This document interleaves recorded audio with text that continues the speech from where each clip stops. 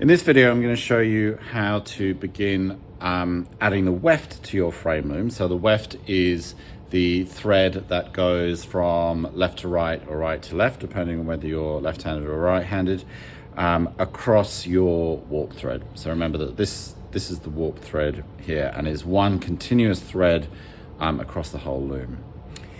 I will refer from left to right because I'm left-handed, and that's the way that my mind works. So the application of the weft is not a complicated process. So you'll see here I literally have what I'm using is a piece of thread. So this is a bit of brown garden twine, and I'm going to use my fingers to do this. And I'm going to start off with a very simple pattern. So in order to make your weft work, it needs to be going underneath and over, so that it's actually caught in the frame, in the warp in the frame loom. So I'm going to start off with this one by going under my first part of the warp thread, and I'm going to go over the next one, under the next one, over the next one, under, over, under, over, under, over, under, over, under, over, under, over. And so what I have here now is my warp that went my weft that went under this first bit of the warp, over the second bit, under this third bit, over the fourth, under, over, under, over, under, over, and so on, until I came out the other end. And so that, as you can see, is now nicely sort of caught into the warp thread, and it sits there nice and snugly. So I'm actually going to now pull that through. And what I'm going to do is, with this end on the left-hand side here, I'm just going to leave quite a lot hanging off. So this is one way of doing this, is to leave the weft ends just hanging loose.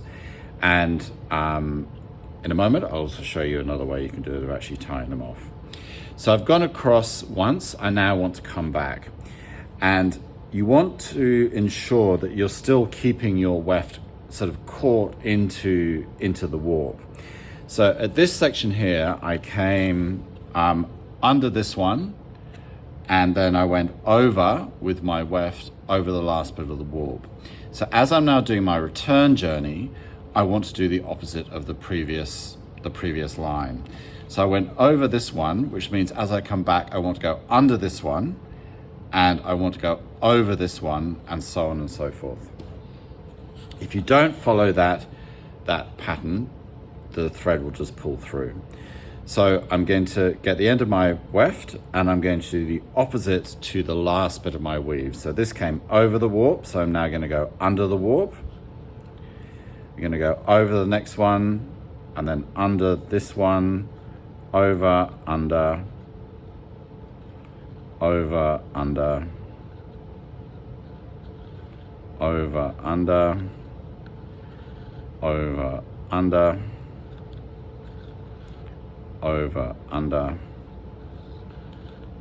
over, under, and then eventually over. And then just gently, I'm going to pull it through.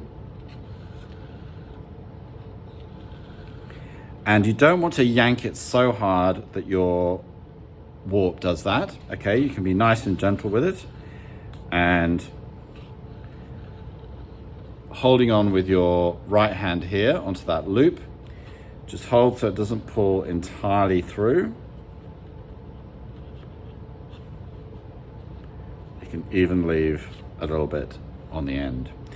And then I'm just going to go over a third time, and this is me slowly beginning to build the actual fabric. So I came over this last one, so I'm going to start off by going under it this time, over, under, over, under, over, under, over, under, over, under, over, under, over, under, and then back out. And again, I'm just going to pull it through, holding onto the loop on the end there, just so that I don't yank it through, because you want your weave to be nice and square if you can, and pull it through